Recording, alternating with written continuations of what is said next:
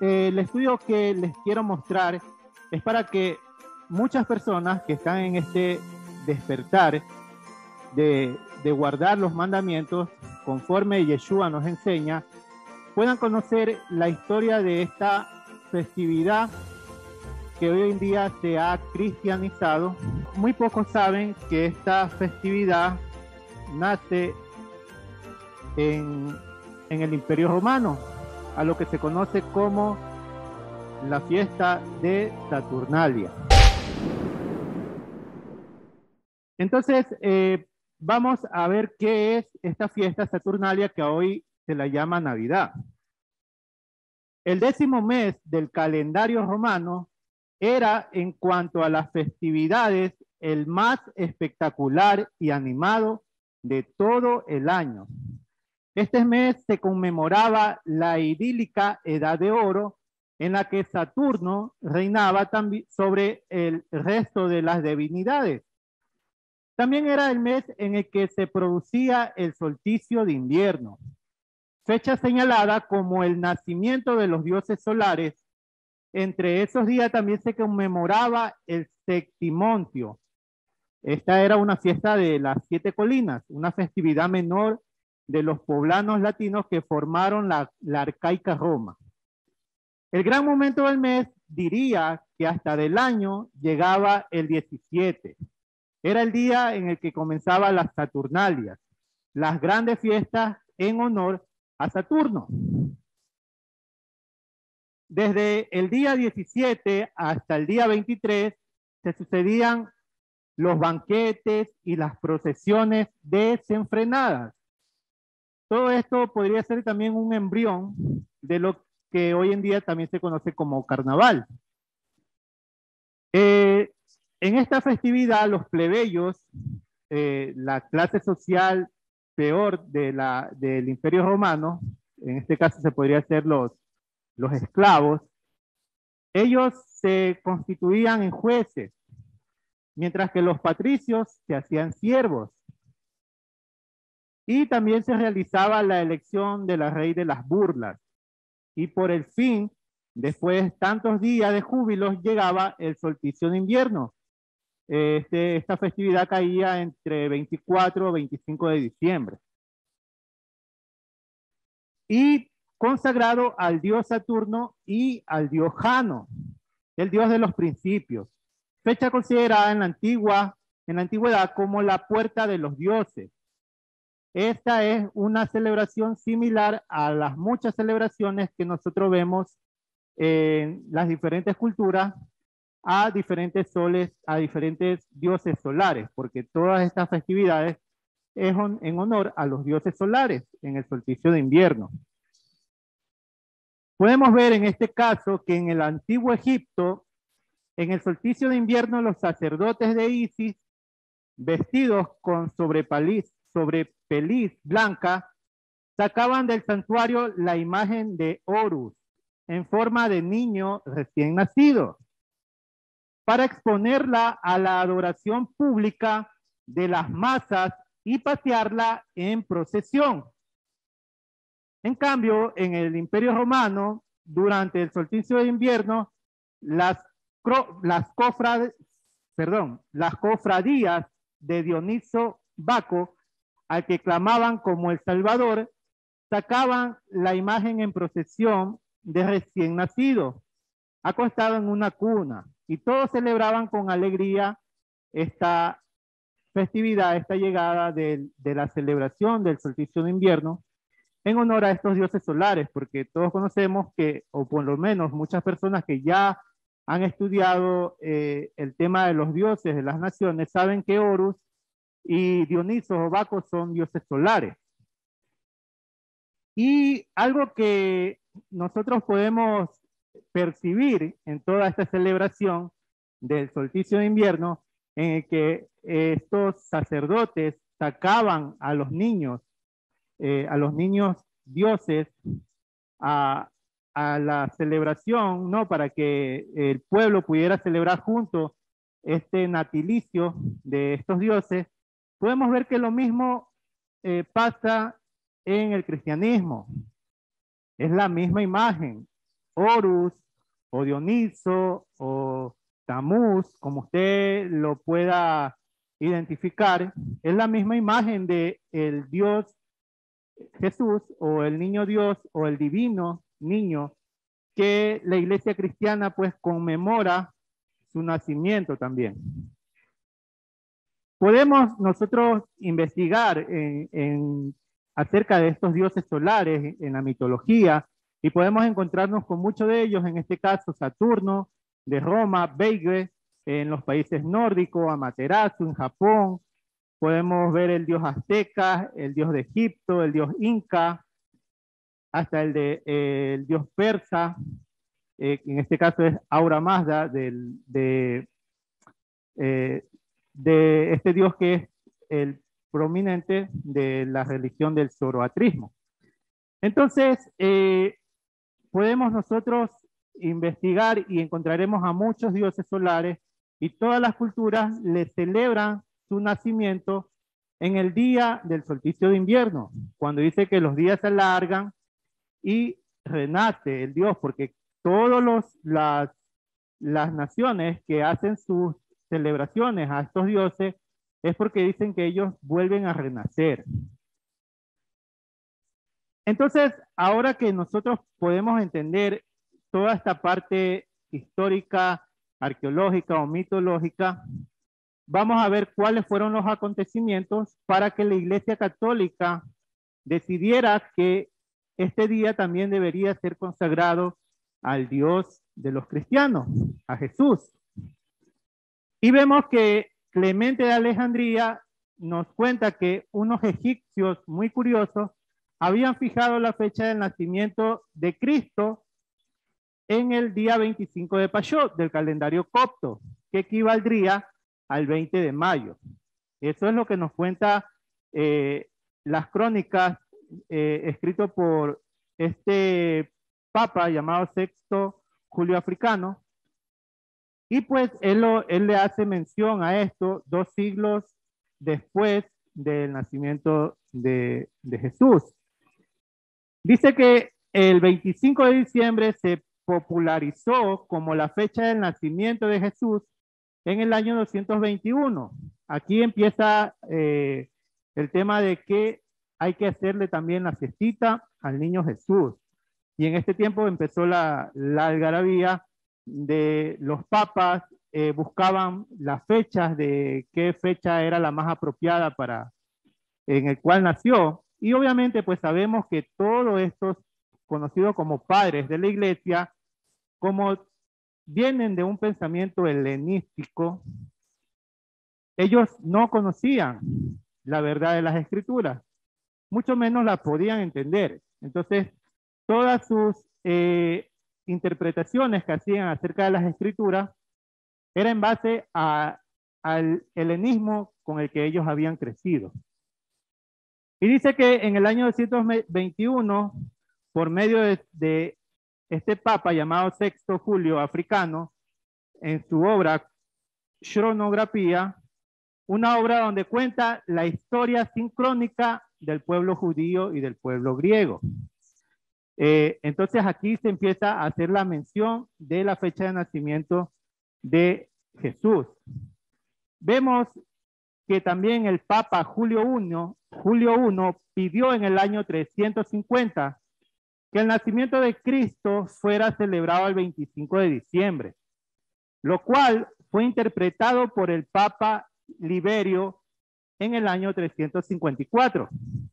La primera mención de un banquete de Navidad en tal fecha la encontramos en Constantinopla y data en el año 379, bajo el gobierno de Gregorio Nacianceno.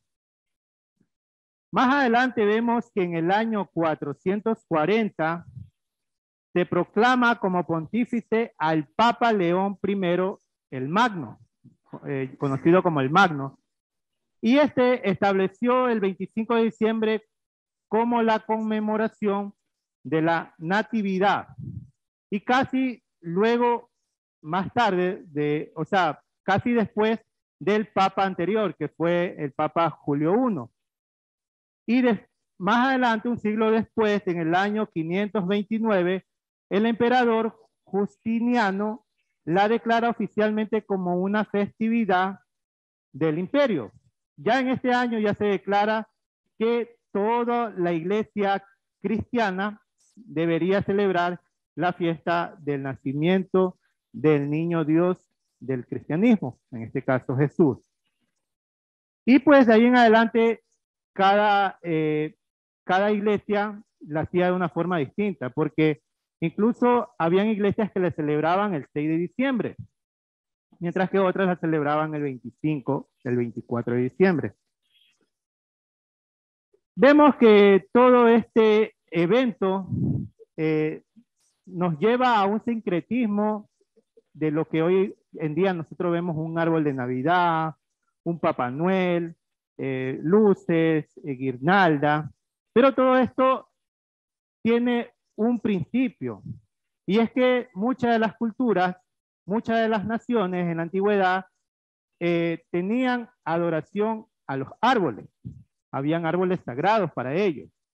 Nosotros podemos hacer una mención bíblica de que el profeta Jeremías menciona en Jeremías 10, y dice: las costumbres de los pueblos son vanidad, porque un leño con plata y oro lo adornan, con clavos y martillo lo afirman para que no se mueva. Este profeta, que data 7 siglos antes de la era común, ya nos muestra que las naciones tenían esta adoración a los dioses, a los árboles. Entonces, vemos que Jeremías se refiere a la vanidad de adorar objetos sin valor, propia de los paganos, en vez de venerar a Yahweh, el poderoso. El árbol de Navidad no existía como tal, pero estos versículos revelan una costumbre ancestral: cortar un árbol para adornarlos, o como hacían los babilonios, para dejar regalos debajo del mismo, como podemos ver en esta imagen que he colocado, donde vemos a los dioses poniendo regalitos al árbol.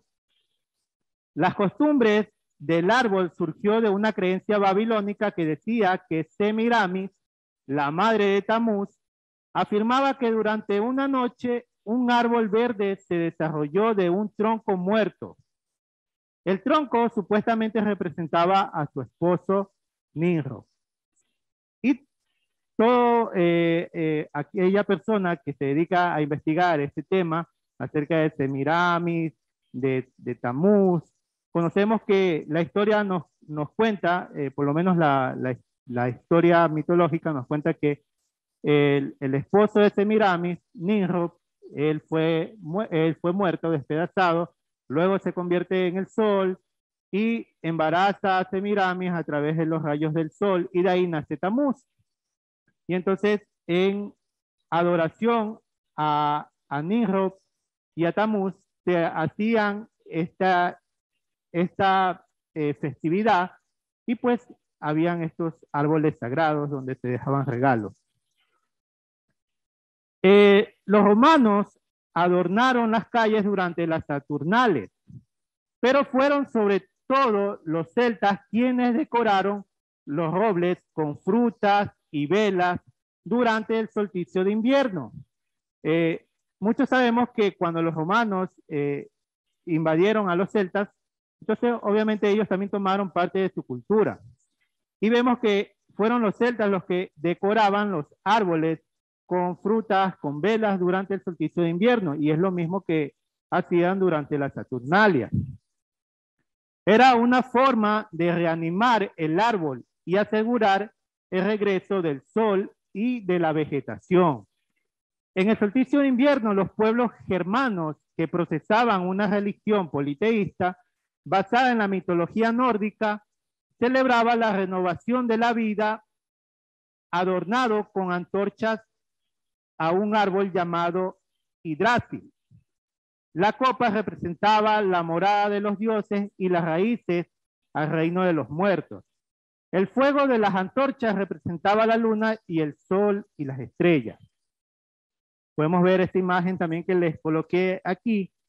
Este es un sacerdote, se puede decir, llamado Bonifacio, que cuenta la leyenda que en el siglo VIII había un roble consagrado a Thor en la región de Isi, en el centro de Alemania. Cada uno, durante el solsticio de invierno, se le ofrecía un sacrificio. El misionero Bonifacio taló el árbol. Cuando este misionero llega a Alemania y se encuentra con esta cultura, como era costumbre de la Iglesia Católica de hacer que los pueblos obedezcan al imperio a través de esta religión, a través de mostrarle la Biblia. Entonces, aquí también pues llega este misionero llamado Bonifacio y como ve que hay una oración al árbol, él dice que taló el árbol ante la mirada atónita de los lugareños y tras leer el evangelio les ofreció un abeto, un árbol de paz que representa la vida eterna, porque sus hojas siempre están verdes y porque su copa señalaba al cielo. Entonces, pues vemos que estas costumbres de las naciones se fueron mezclando poco a poco con la festividad en honor al Dios Jesús. Otra historia que les traigo también es acerca de las fiestas de Yule. Estas fiestas de Yule, que es de los pueblos nórdicos, se celebraban cada solsticio de invierno. Es esta una de las celebraciones de los pueblos nórdicos relacionada con la mitología germana y el paganismo nórdico. El Yule originalmente duraba 12 días, y escuchemos bien, y el cristianismo lo asimiló a la Navidad. Esta información está en Google, está en Wikipedia, no me la estoy inventando. Ahí dice claramente que el cristianismo asimiló esta celebración llamada Yule de los pueblos nórdicos y la convirtió en Navidad.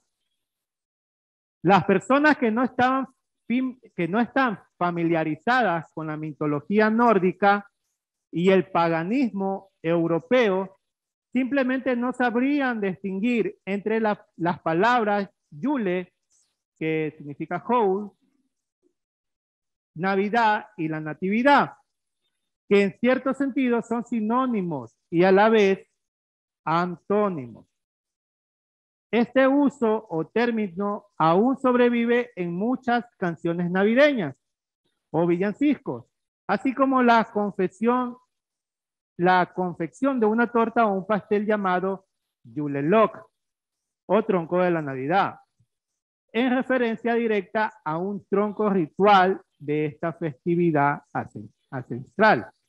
Vemos cómo todas estas celebraciones de pueblos paganos se fueron mezclando con una celebración que la Iglesia Católica podría haberla hecho con el fin de predicar al Jesús del cristianismo, pero a la final pues fueron adoptando costumbres de las diferentes naciones que hacían sus festividades en honor a sus dioses. Entonces vemos como el mismo sincretismo, como sean los egipcios o los romanos hacían en honor a sus dioses, lo mismo hacían con Jesús. Y con el paso de los años adoptaron un árbol de Navidad que venían no solamente de esta cultura nórdica, sino también de Alemania. Este árbol que se consagraba al dios Thor, el dios del trueno. Entonces, ¿qué es lo que nosotros podemos notar en esta festividad? En esta festividad que el mundo la celebra con una gran algarabía, donde la gente se desespera por comprar, por regalar, por tratar de reunirse en familia y darse abrazos y darse besos, pero desconocen en la antigüedad cómo se celebraba. y en honor a qué dioses se celebraban estas fiestas. Y hoy día podemos ver que estas tradiciones de esta festividad de Yule nos mencionan lo siguiente. Las personas suelen vestirse o decorar las casas con colores rojo, verde, dorados y blancos. También son habituales en la ornamentación las ramas de hierba como el romero, el lobisco, el cedro o el laurel. Las piedras tradicionales que representan estas fiestas son el rubí, la granada, el ojo de gato. Todas estas son tradiciones de las fiestas de Yule. Las mismas tradiciones nosotros podemos ver que el cristianismo la copió y vemos cómo decoran las casas con guirnaldas, con aros que es en mención al dios Sol, estos aros que ponen en la puerta, el arbolito, la estrella encima del árbol, y todo pues que si nosotros lo vemos desde un pensamiento, como las personas normalmente pueden verlo desde un pensamiento filosófico, realmente es bonito, se puede decir, ¿no? Es bonito, pero no conocen todo el sincretismo que conlleva toda esta decoración, decoraciones que vienen de pueblos paganos y que son en honor a sus dioses. La misma celebración ha hecho la Iglesia Católica para dar la festividad de lo que hoy en día conocemos como la Navidad. Entonces, si nosotros nos ponemos a investigar todo este sincretismo, vamos a ver que es una adoración oculta a los dioses del sol.